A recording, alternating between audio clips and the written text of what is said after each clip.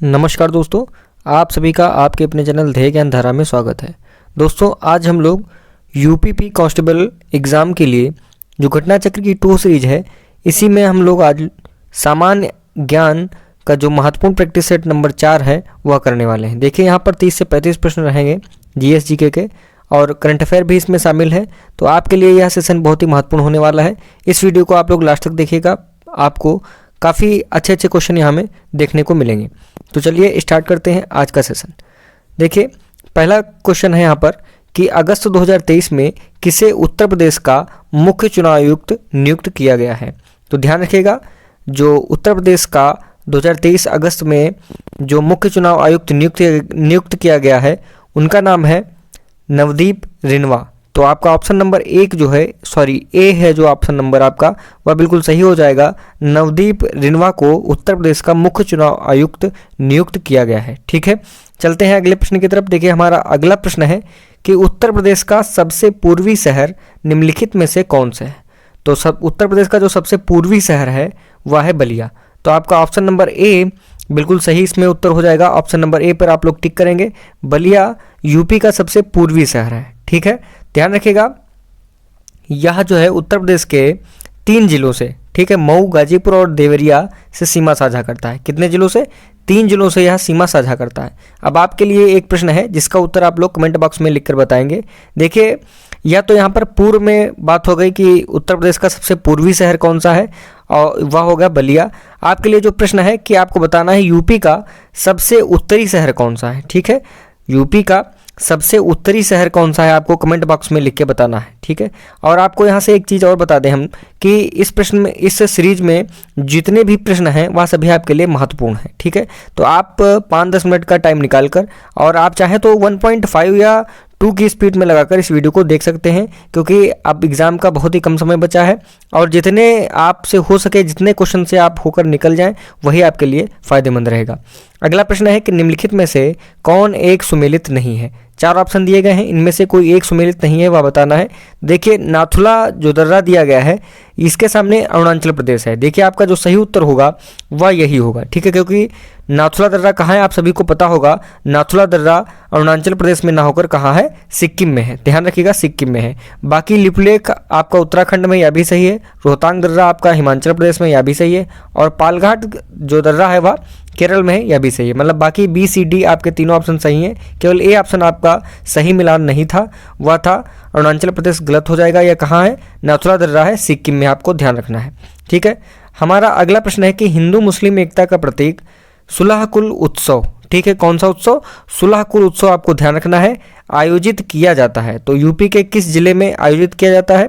A option में दिया गया है आगरा, बी ऑप्शन में अलीगढ़, सी ऑप्शन में इटावा और डी ऑप्शन में बाराबंकी। तो सुलहकुल जो उत्सव है यह कहाँ आयोजित किया जाता है? ध्यान रखिएगा, यह आयोजित किया जाता है आगरा में। इसलिए आपका जो सही उत्तर होगा हो जाए ऑप्शन नंबर 1 आगरा में। ठीक है, चलते हैं अपने अगले प्रश्न की तरफ। ध्यान रखिएगा, अगला प्रश्न है कि सितंबर 2023 में अंतर्राष्ट्रीय एरोस्पेस सम्मेलन 2023 का आयोजन कहाँ हुआ था। तो 2023 में अंतर्राष्ट्रीय एरोस्पेस का सम्मेलन हुआ था ग्वालियर में। ऑप्शन नंबर सी आपका जो दिया गया है ग्वालियर, यह बिल्कुल सही उत्तर हो जाएगा। मध्य प्रदेश के ग्वालियर में एरोस्पेस सम्मेलन 2023 का आयोजन किया गया था। ठीक है, चलते हैं अगले प्रश्न की तरफ। देखिए, इसकी आपको थीम भी पूछी जा सकती है कि इस सम्मेलन का विषय क्या था। तो ध्यान रखिएगा, इसका जो थीम था वह था समावेशी वैश्विक मूल्य श्रृंखलाओं की ओर बढ़ते कदम। ठीक है, हमारा अगला प्रश्न है कि अशोक ने किस बौद्ध साधु से प्रभावित होकर बौद्ध धर्म अपनाया था। ठीक है, तो 4 ऑप्शन दिए गए हैं, विष्णुगुप्त, उपगुप्त, ब्रह्मगुप्त और बृहद्रथ। ठीक है, ध्यान रखिएगा, जो महान अशोक थे, अशोक सम्राट थे, इन्होंने बौद्ध धर्म अपनाया था। और किसके प्रभाव में आकर यह बौद्ध धर्म अपनाया था? तो ध्यान रखिएगा, उनका नाम था उपगुप्त। ठीक है, तो ऑप्शन नंबर आपका जो बी दिया गया है यह बिल्कुल सही हो जाएगा। उपगुप्त इस प्रश्न का बिल्कुल सही उत्तर हो जाएगा। ठीक है, ध्यान रखिएगा, जो दिव्यावदान था उसी में यह मिलता है कि अशोक को बौद्ध धर्म में दीक्षित करने का श्रेय किसको दिया गया है? उपगुप्त को दिया गया है दिव्यावदान में। ठीक है, अगला प्रश्न है कि उत्तर प्रदेश में एक बब्बर शेर सफारी स्थापित किया जा रहा है? तो बब्बर शेर सफारी जो है यह कहाँ स्थापित किया जा रहा है, इसका उत्तर देना है। तो इसका उत्तर, सही उत्तर हो जाएगा, वह हो जाएगा ऑप्शन नंबर डी, इटावा। ठीक है, इटावा में बब्बर शेर सफारी प्रजनन केंद्र एवं सफारी पार्क विकसित किया जा रहा है। ध्यान रखिएगा, इटावा इसका सही उत्तर हो जाएगा।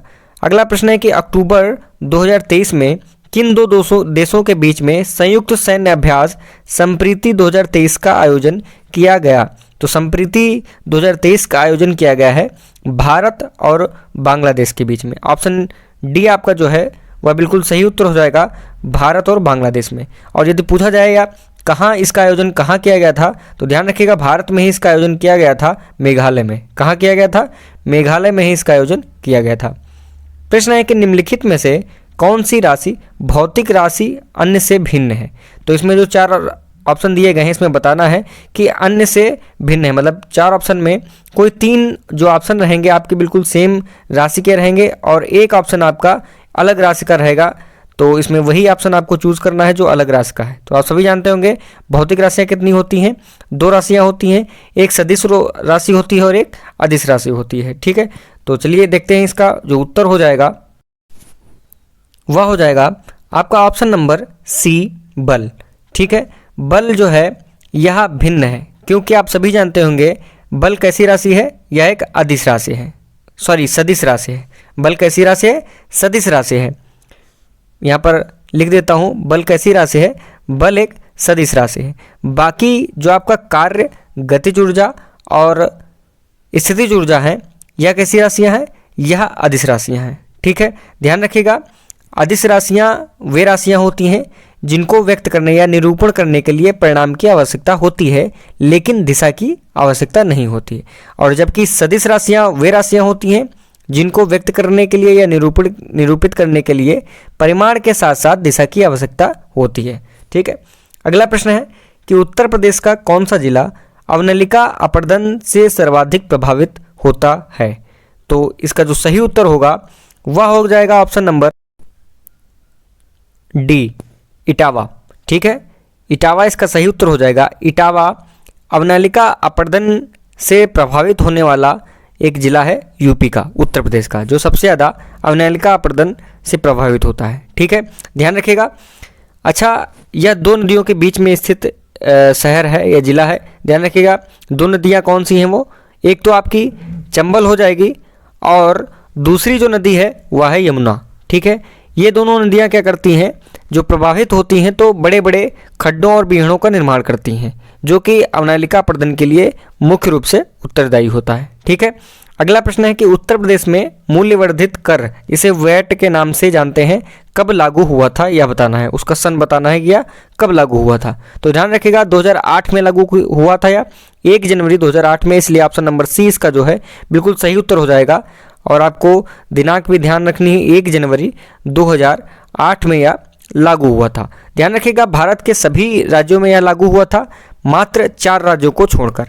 उन 4 राज्यों का नाम क्या है आप लोग ध्यान रखिएगा। उन 4 राज्यों में झारखंड, छत्तीसगढ़, उत्तर प्रदेश और तमिलनाडु राज्य, इन चारों राज्यों को छोड़कर बाकी सभी राज्यों में यह एक साथ लागू हुआ था। ठीक है, और 1 जनवरी 2008 को यह यूपी में लागू हुआ था बाद में। ठीक है, यूपी की बात की गई इस प्रश्न में, तो यूपी में लागू हुआ था 2008 में, और स्टार्टिंग में 4 राज्यों को छोड़कर यह लागू हुआ था, यह ध्यान रखना है। ठीक है, अगला प्रश्न है कि किस भारतीय अभिनेता को लीजेंड्स लीग क्रिकेट 2022 के लिए ब्रांड एम्बेसडर नियुक्त किया गया था? ठीक है, तो उनका नाम है Amitabh Bachchan. Option number C इस प्रश्न का सही उत्तर हो जाएगा।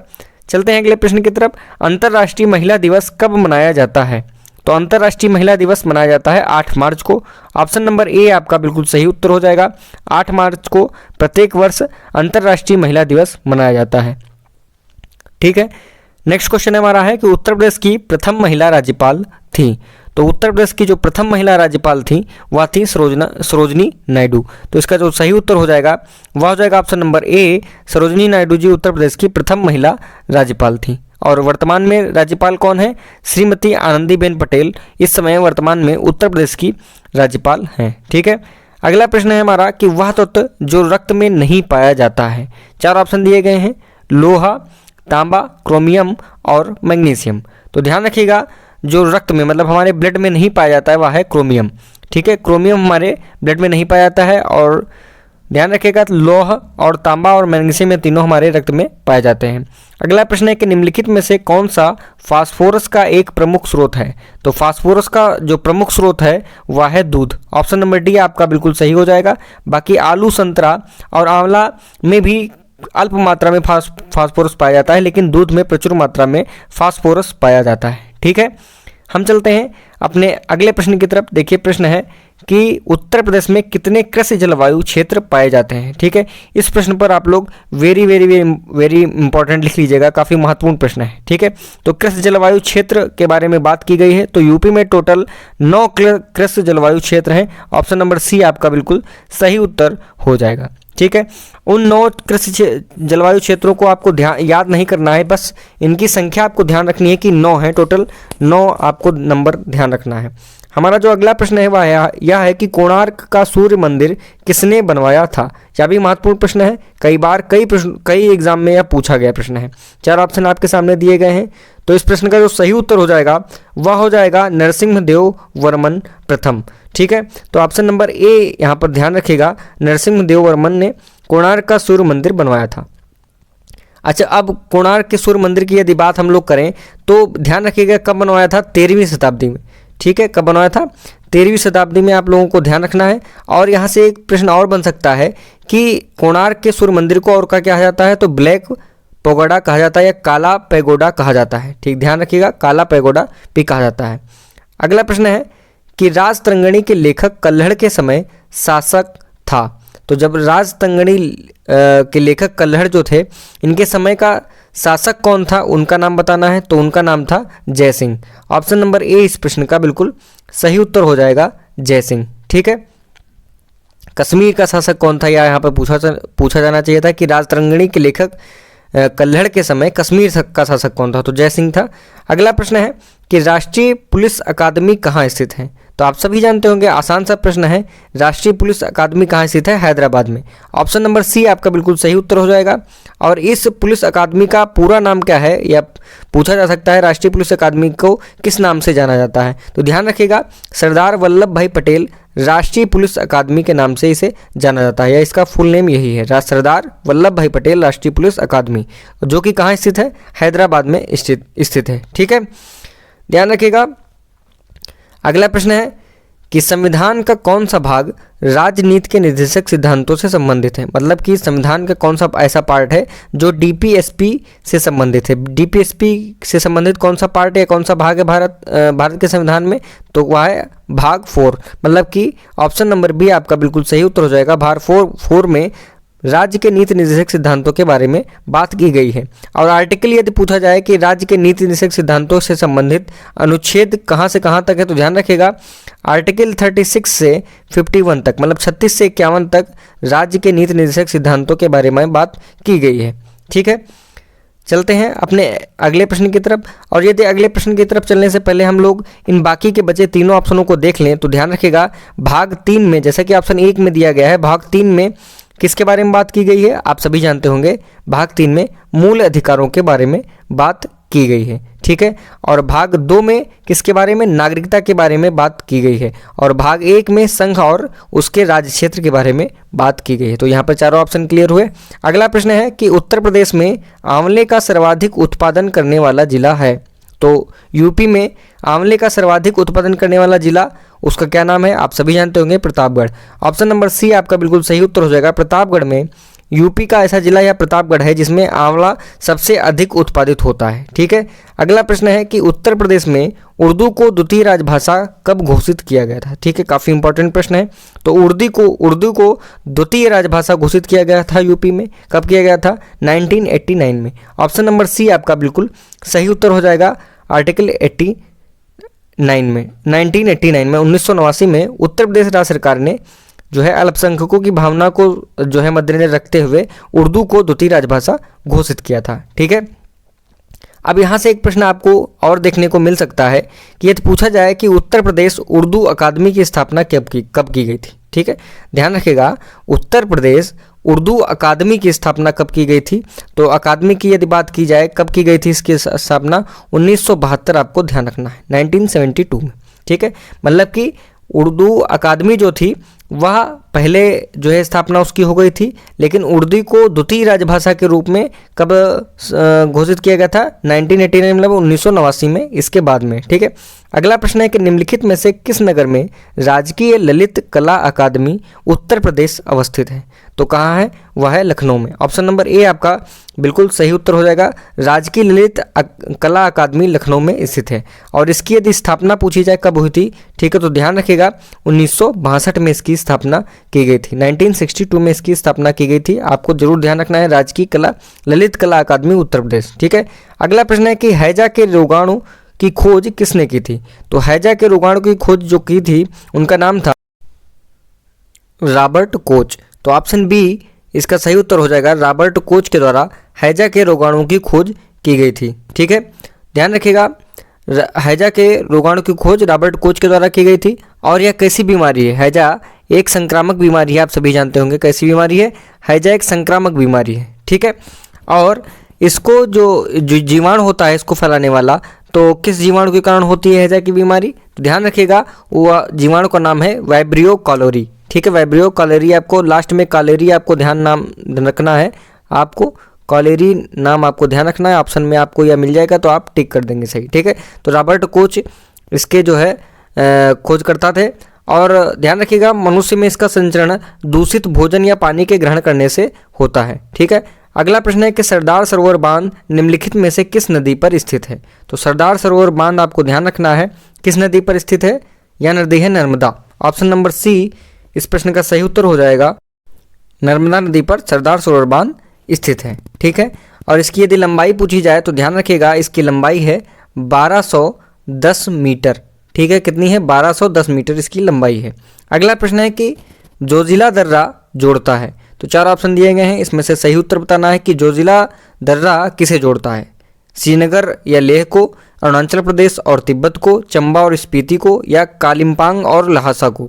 तो इस प्रश्न का जो सही उत्तर हो जाएगा वह हो जाएगा ऑप्शन नंबर ए, श्रीनगर और लेह को जोड़ने वाला जोजिला दर्रा है। ठीक है, ऑप्शन नंबर ए इस प्रश्न का सही उत्तर हो जाएगा, श्रीनगर और लेह को यह जोड़ता है जोजिला दर्रा। ठीक है, हमारा अगला प्रश्न है कि बांग्लादेश अपनी सीमा को किस भारतीय राज्य से साझा नहीं करता है?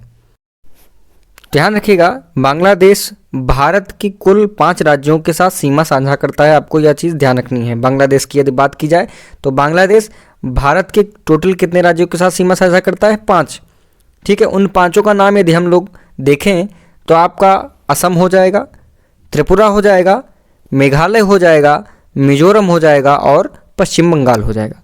लेकिन झारखंड जो है यह सीमा साझा नहीं करता है बांग्लादेश से। तो हमारा सही उत्तर कौन हो जाएगा? ऑप्शन नंबर सी हमारा सही नंबर हो जाएगा, झारखंड। झारखंड बांग्लादेश से सीमा साझा नहीं करता है। ध्यान रखिएगा, 5 राज्य बांग्लादेश से सीमा साझा करते हैं, उन 5 के नाम आपको ध्यान रखने हैं। 3 तो आपके ऑप्शन नंबर ए, बी और डी में दिए गए हैं, असम, त्रिपुरा, मेघालय। चौथा जो नाम है वह है मिजोरम का, और 5वां है आपका पश्चिम बंगाल का। ठीक है, अगला प्रश्न है कि अवध के स्वायत्त राज्य का संस्थापक कौन था? ठीक है, अवध जो कि आप लोग जानते होंगे ब्रिटिशियन युग में या इंग्लिश जब थे, अंग्रेज जब थे, तो अवध एक बफर राज्य के रूप में जाना जाता था। ठीक है, और ये इसके स्वायत्त राज्य के संस्थापक थे, उनका यदि नाम पूछा जाए तो वह थे सादत खां। ऑप्शन नंबर बी आपका सही हो जाएगा, सादत खां। इनका एक उपनाम भी था, बुरहान मुल्क भी नाम इनका था, यह भी ध्यान रखना है। तो अगला प्रश्न है कि लाइफ डिवाइन पुस्तक के लेखक कौन थे? ठीक है, क्योंकि आपको बुक पूछी जानी है, सिलेबस में दिया गया है। तो लाइफ डिवाइन पुस्तक के लेखक का नाम था Arvind Ghosh. Option number C आपका बिल्कुल सही उत्तर हो जाएगा। अगला प्रश्न है कि हड़प नीति, या जिसे डॉक्ट्रिन ऑफ लैप्स के नाम से भी जाना जाता है, यह किसने दिया था? इसके आविष्कारक कौन थे या किसने लागू किया था हड़प नीति? तो हड़प नीति मॉडर्न हिस्ट्री में आप लोगों ने पढ़ी होगी। हड़प नीति लॉर्ड डलहौजी के द्वारा की गई एक नीति थी। तो ऑप्शन नंबर सी इसमें सही हो जाएगा, option number C lord Dalhousie. अगला प्रश्न है कि पृथ्वीराज विजय का लेखक कौन था? देखिए, काफ़ी महत्वपूर्ण प्रश्न है। आप सभी लोग पढ़ते होंगे पृथ्वीराज रासो, लेकिन यहाँ पर पृथ्वीराज विजय का नाम दिया गया है, तो इसके लेखक आपको बताना है। इसके लेखक हैं जयनायक। ठीक है, जयानक। ऑप्शन नंबर बी आपका सही उत्तर हो जाएगा जयानक। पृथ्वीराज विजय के लेखक है जयानक। और यहाँ पर यदि पृथ्वीराज रासो लिखा होता तो पृथ्वीराज रासो के लेखक आप सभी जानते हैं चंद बरदाई। चंद बरदाई पृथ्वीराज रासो के हैं और पृथ्वीराज विजय के हैं जयानक। ठीक है, तो यहाँ पर दोस्तों आपके सामने 30 से 35 प्रश्न व्याख्या सहित डिस्क्राइब किए गए हैं। तो यदि आपको यह वीडियो पसंद आई हो तो आप इस वीडियो को लाइक कीजिएगा और चैनल पर यदि नए हैं तो आप चैनल को सब्सक्राइब कर लीजिए। यूपीपी से संबंधित अभी हमारे पास काफ़ी आप कह सकते हैं कम समय भी है और यह भी कह सकते हैं कि जितना भी समय है वह आपके लिए पर्याप्त भी है। ठीक है, तो आप हमारे चैनल पर से जुड़े रहें। आपको कुछ ही दिन में इतनी अच्छी तैयारी करा दी जाएगी और गारंटी तो नहीं लेते हैं क्योंकि यूट्यूब वगैरह से आप सभी जानते हैं केवल आपकी की गई पढ़ाई जो है निखर सकती है, लेकिन आप यदि पुस्तकों को अच्छे से, किताबों को अच्छे से ध्यान से पढ़ रहे हैं तो मान के चलिए आप 101% सक्सेस पाएंगे और यूट्यूब से आपका बहुत अच्छा रिवीजन जरूर हो जाएगा। ठीक है, तो इसी के साथ आप लोग अपनी पढ़ाई जोर शोर से करते रहिए। धन्यवाद, नमस्कार।